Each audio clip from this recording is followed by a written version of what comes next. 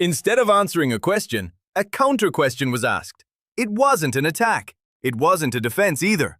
This was a Justice Secretary at a Senate oversight hearing being targeted by the senator questioning him for his own past. And that moment emerged unexpectedly during the hearing, because Durbin had been conducting a regular, document-based interrogation for hours up to that point, with each question linked to the previous one. National Guard, Qatar, grant cuts, Epstein files, an unsigned memorandum. And the last question was, why is that memorandum unsigned? Bondi's answer was not given to the question. 4 different topics came up in this hearing. Each one was different from the previous one, but they all connected to the same question. What is the Ministry of Justice hiding, and why? Durbin approached this question with a document-based, calm, step-by-step manner. Bondi, on the other hand, gave a different response at each step, sometimes citing privacy rules, sometimes counterattacking, sometimes defending. And at the most unexpected moment, Bondi personally targeted Durbin's name. That moment overshadowed the rest of the trial. Durbin's first question was a legal one. Did the White House consult the Justice Department before deploying National Guard troops to Illinois? Bondi responded, "I will not share internal discussions with the White House in this setting." Durbin repeated, "You won't even say whether this meeting took place?" Bondi reiterated, "Internal discussions are confidential." Durbin did not hesitate. "Why are you hiding this? Doesn't the American people have the right to know why the National Guard was sent to their states?" And at this point, Bondi's response took a completely different direction. Bondi referred to Durbin's reference to the 2023 federal government shutdown vote. He said he needs to protect Chicago. He used the phrase, "if you loved Chicago as much as Trump." This was not a legal response. This was a personal attack. Dick Durbin, in a calm tone, stated that he had been on the committee for over 20 years and had never seen such a form of testimony before, then set aside his notes, moved on to a new topic, and redirected the focus of the session. Durbin turned to Bondi's past. In her previous career, Bondi had provided international legal counsel for the Qatari royal family. This information was shared with the public during the approval process. Bondi had described this as anti-human trafficking work in the context of the FIFA World Cup. Durbin wasn't asking about that work. Durbin was asking this. In May, the Qatari royal family gifted President Trump a luxury plane worth approximately $400 million. The plane was to be used temporarily in place of Air Force One, then permanently donated to the Trump Presidential Library Foundation. Durbin had sent Bondi a written question 5 months ago. What legal justification did the Justice Department provide for the constitutionality of accepting the gift? The Constitution prohibits any federal official from accepting a gift from a foreign government without the approval of Congress. This provision is an unambiguous text. And Bondi was now in the position of being the person who had to explain the legitimacy of the decision given by the institution that might have shaped that decision. But the crucial point was this. Bondi had disclosed this legal consultancy relationship during the approval process, so there was no concealment. But there was this question at the hearing. Would this past relationship affect Pam Bondi's capacity to provide an impartial legal assessment regarding Dick Durbin's claim of a $400 million gift from Qatar? Bondi answered by saying that the Qatar work was a separate process that had been completed and disclosed, and that the current legal opinions were under the jurisdiction of the Office of Legal Counsel and classified. Durbin noted that he still had not received a clear answer to this question he posed 5 months ago.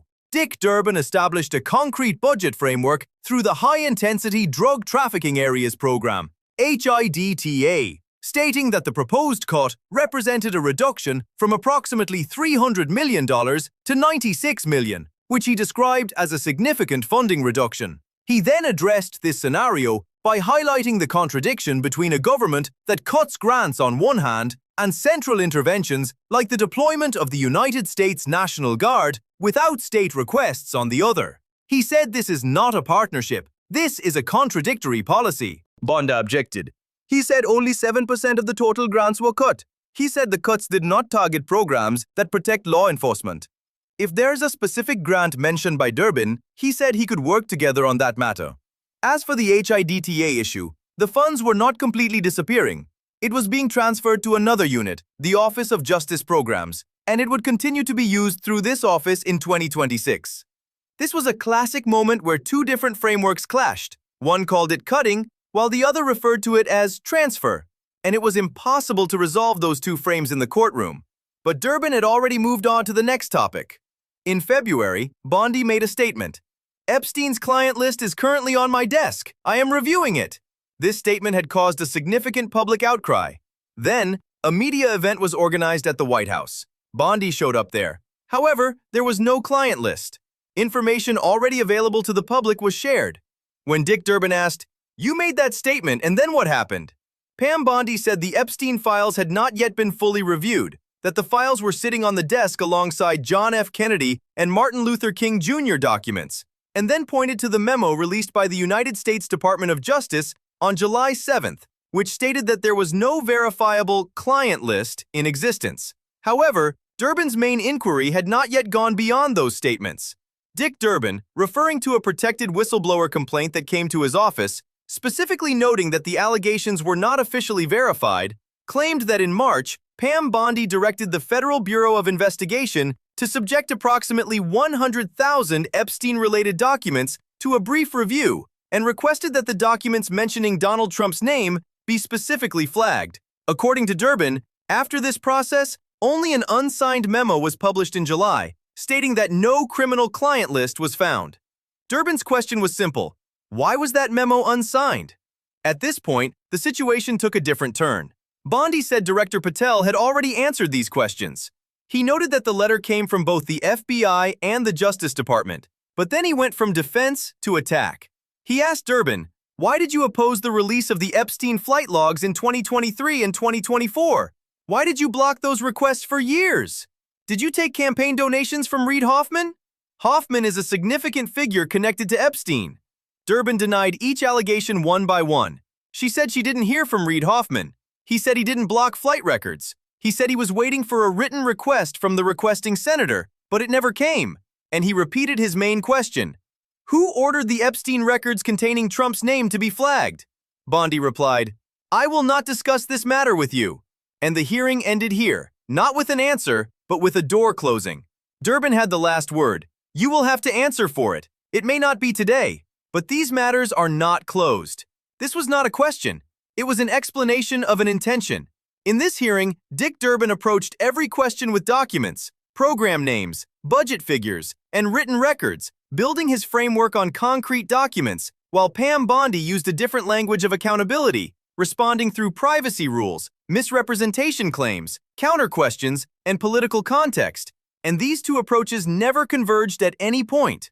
For example, Bondi's response to questions about the United States National Guard remained within the framework of internal meeting confidentiality.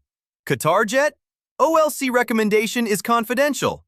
HIDTA grant? It was transferred, not cut off.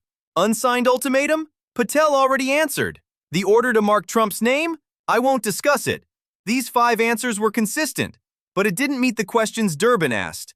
And this gap, not with the content of the questions nor the inadequacy of the answers, but with the distance between the two, forms the main record of this hearing. There was a question a senator wanted to ask. There was an answer that a minister wanted to give. These two never met in the same place. National Guards, Qatar, Hibbler, Epstein, unsigned ultimatum, 5 topics, 5 unanswered questions. And at the last moment, an outburst where 2 people directly targeted each other personally. This hearing documented what was not answered. And this document is public. Tell us in the comments, was Durbin's approach strong enough? Was Bondi's counterattack an effective defense or an attempt to deflect? Subscribe and turn on notifications.